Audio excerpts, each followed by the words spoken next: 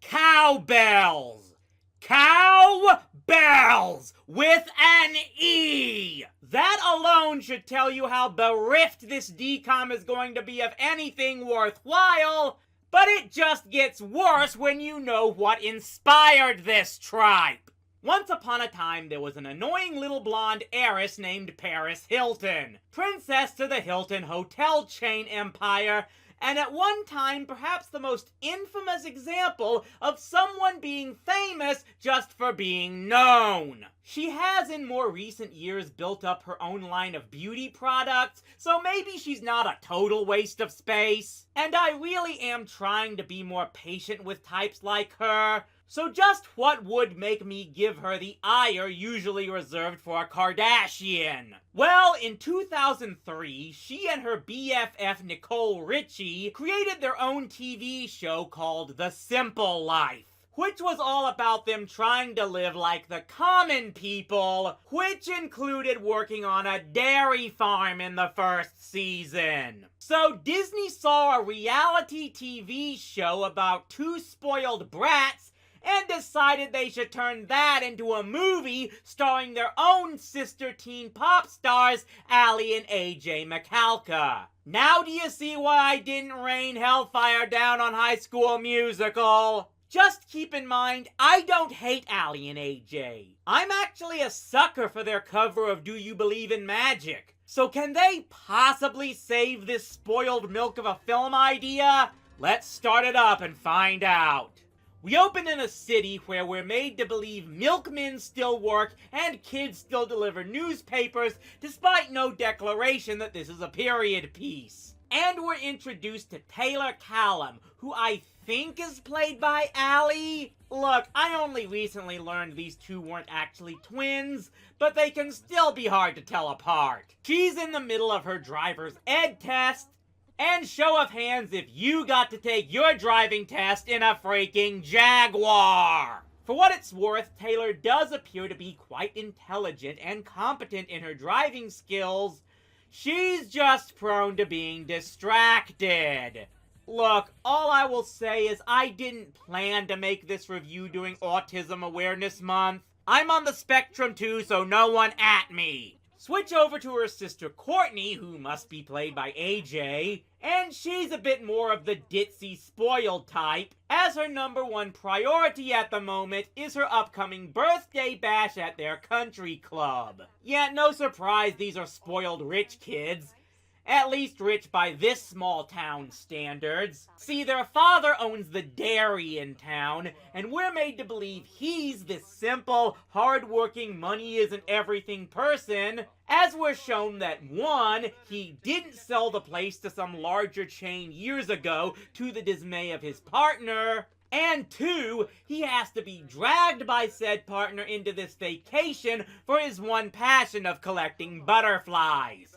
Yeah, why am I already guessing who the villain of the movie is? The dad, however, is willing to spend when he feels like it, as his present for Taylor getting her license was to get his wife's old Mustang refurbished and give it to Taylor.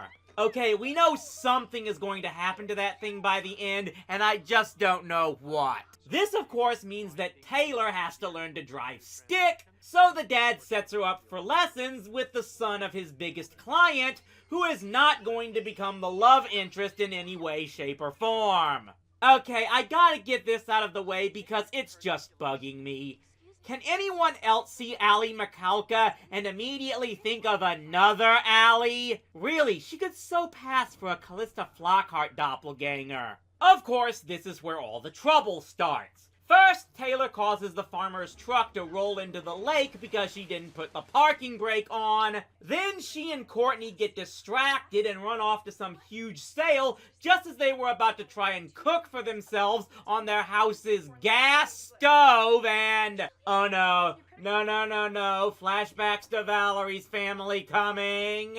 Nah, they aren't going to traumatize us that much. Somehow, despite no one else being in the house to call them, the fire department arrives soon enough to put everything out, with only half the kitchen being wrecked. But this is the last straw for the dad, whose response is to make the girls go to work at the dairy to try and learn responsibility and all that jazz. And if you think he's gonna ease them into it...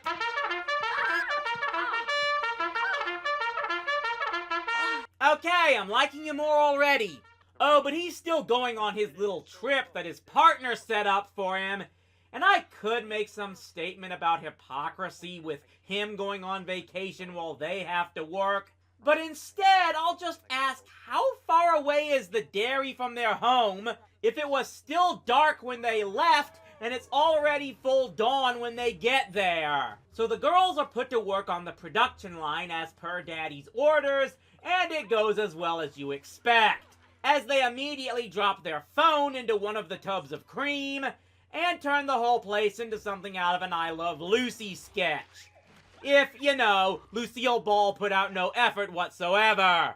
Of course, none of this makes them immediately popular with much of the staff, who see them as, well, incompetent spoiled girls.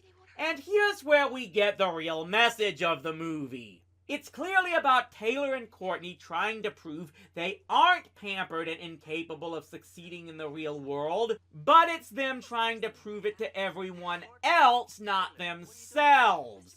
It's not suggesting these jobs will change them. It's like it's trying to tell us they were always smarter and more able than everyone else accuses them of being. And I guess in some ways it works, at least with Taylor, who is the one who seems to regularly come up with the solution to any problems that arise, even though most of them are caused by her, Courtney, or both. Sadly, what she can't do is stop herself from falling asleep at 7 at night after she had asked the farmer's son out on a date, because we have to keep building up the artificial tension between the high-maintenance girl and the hard-working guy that are destined to get together. And am I watching a DCOM or something from Lifetime? It's actually here, more than 35 minutes in, where the real conflict starts. As the next day, everyone is unhappy because their paychecks all bounced. Turns out the company is completely out of money, and Daddy's partner says he supposedly ran off with all of the cash on that vacation. You know, the one the partner set up for him? Yeah, because she isn't actually a ditz, it doesn't take long for Taylor to deduce the partner was the one who embezzled everything after he already splits for the Caymans or wherever. Which I'm pretty sure is what everyone watching guessed was going to happen. The problem is this revelation comes with more than 40 minutes to go in the movie, so we have to get more filler about the girls learning how to make pizza and Courtney babbling more about her party with her clueless-style gang. I guess this is to show that not everyone hates the girls, just those who never got to know them before, but it still drags down the plot. Okay, it's also to show the two realizing how tight money can be, and this draws Taylor to think they have to be the ones to fix the problems at the dairy. Courtney, of course, is still more focused on her party and everything, so of course she's aghast at the suggestion that they use her birthday fund to make up for the payroll shortage, which Taylor does anyway behind her back, so we can have more tension built up between the sisters. My party's wrecked. Everybody will still remember yours is the best. Courtney, that's not true.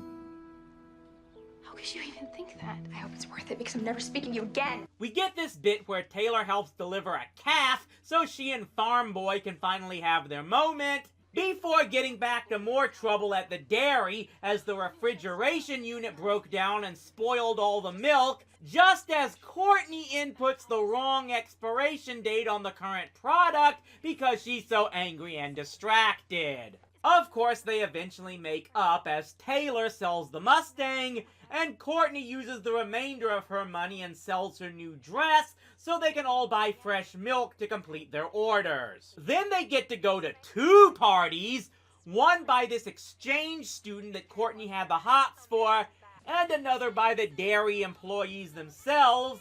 And I think that's just enough filler to get us to the final conflict with about 15 minutes to go. Because here's where Courtney's flub on the expiration date caused all their orders to be rejected, so now they have to somehow remake everything from scratch, but they need about 25 more people just to have a chance to get it done on time. Fortunately, Courtney has the solution. Get her friends at the country club who kicked her out of her own party to come and help. Not surprisingly, it doesn't work. So the only reason was to see Courtney push her bitchy friend in the drink. Okay, it only doesn't work the first time, because guess who shows up at the last moment with all of the people from the club who up and change their minds. I was on my trip and missing you two and realizing where I really wanted to be was home, so I came back.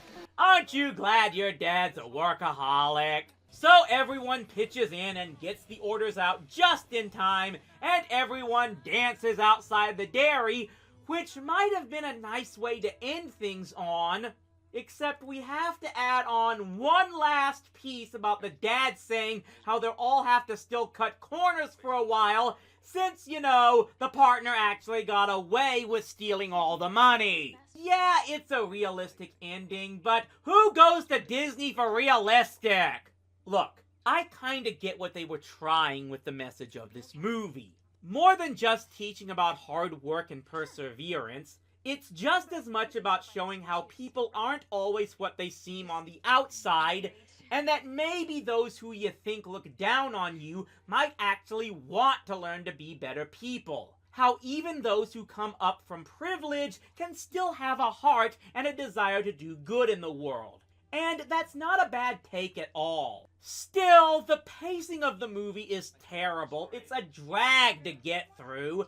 The acting is horribly half-assed, and the music, like too many of these DCOMs, is almost non-existent and provides nothing to the atmosphere. And it definitely doesn't help that the actual villain of the whole story is not seen again less than 40 minutes into the thing.